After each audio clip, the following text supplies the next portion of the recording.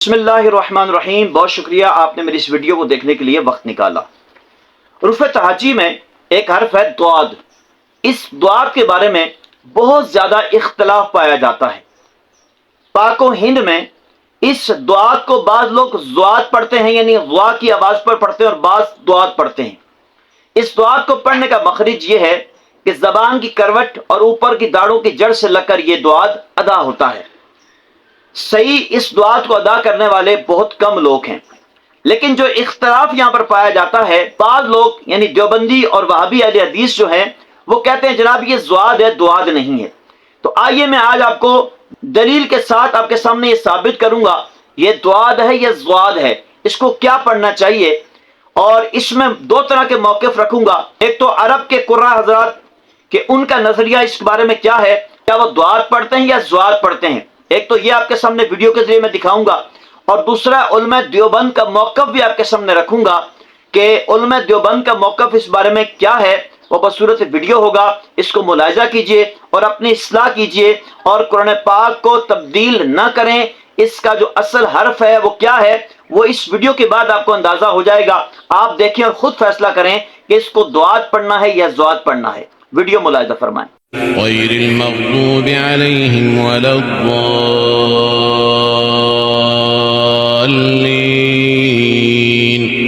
آمين غير المغضوب عليهم ولا الضالين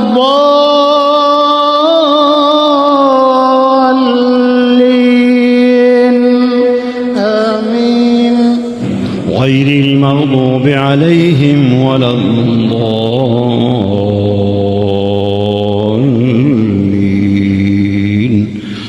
آمين غير المغضوب عليهم ولا الضالين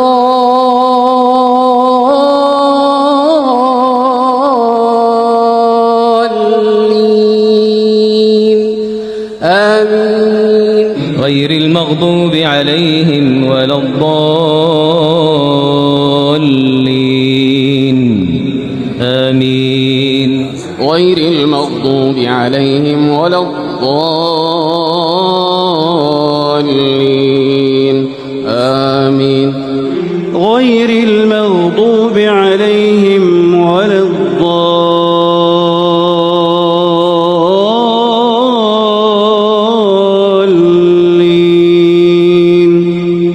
آمين آپ نے ملاحظہ فرمایا جن کی اپنی زبان ہی عربی ہے وہ اس کو ضاد پڑھ رہے ہیں، جبکہ پاکستان کے دیوبندی یا وہابی حضرات جو ہیں وہ کہتے نہیں جناب یہ ضاد ہے، اور وہ مزید ہیں اس پر کہ وہ ضاد ہی پڑھیں گے، جبکہ ضاد نہیں ہے۔ ضاد اردو میں ہے، عربی میں ضاد ہے، تو لہٰذا اس کو ضاد ہی پڑھنا ہے۔ کہتے ہیں کہ ایک شخص نے کہا کہ یہ ضاد ہے، غیر المغضوب علیہم ولا الضالین، دوسرے نے کہا ضاد ہے، غیر المغضوب علیہم ولا الضالین۔ یہ قراء کے اندر رفظ آیا ہوا ہے، یہ روافظ کا پراپیگنڈا ہے۔ ضاد کا تو سوال ہی پیدا نہیں ہو سکتا، حرف ضاد سے تو کوئی مشابہت تک نہیں سوائے صفت استعلاء کے۔ اور وہ جو جمال القرآن کا حاشیہ ہے وہ مولانا اشرف علی صاحب کا نہیں ہے، وہ ایک اور قاری امیر الدین صاحب کا ہے۔ قاری جانتے ہیں نہیں لوگوں کو ضادی بنا رہے خواہ وہاں۔ حرف ضاد تو کلمہ اجنبیہ ہے، اگر آپ عرب کو کہیں انا مریض واللہ ہم لا یفہمون شیئا، مریض آپ کہیں انا مریض، وہ کہے گا اللہ یشفیک۔ ضاد کلمۃ اجنبیۃ لا یعرفها العرب، وہاں کا دلیل علی بطلانہ۔ اللہ جزائے خیر دے حضرت گنگوئی کو پردال پڑھنے کو صحیح کہا ہے، اور مولانا مفتی شفیع صاحب نے مفتی اعظم پاکستان نے جواہر الفقہ میں لکھا ہے کہ ضاد میں تشبہ ہے بالروافظ، بالکل صاف ضاد کہتے ہیں۔ حقیقتاً تو یہ نہ ضاد ہے نہ ضاد ہے، مشق کرنی ضروری ہے۔ والاخذ بالتجوید حتم لازم من لم یجود القرآن آثم، ابن الجزری مقدمہ میں لکھتے ہیں، اور فقہاء لکھتے ہیں کہ کلمہ ایسا ادا کرنا کہ صحیح ہو یہ فرض ہے۔ تو ابن الجزری لکھتے ہیں والضاد من حافته اذ ولی الاضراس من ایسر او یمنا، ضاد کا مخرج بتا دیا۔ تو ایک شخص نے تقریر کی اور کہا کہ ضاد صحیح ہے، دوسرے شخص نے تقریر کی اس نے کہا ضاد صحیح ہے۔ تو تیسرے آدمی کھڑے ہو گئے، اس نے کہا خدا کا شکر ہے ہم نماز ہی نہیں پڑھتے، نہ دعا دے نہ دعا دے، جان چھوٹ گئی۔ کہا خدا کا شکر ہے ہم تو نماز ہی نہیں پڑھتے، جان چھوٹ گئی، نام دعا دی ہے نہ دعا دی۔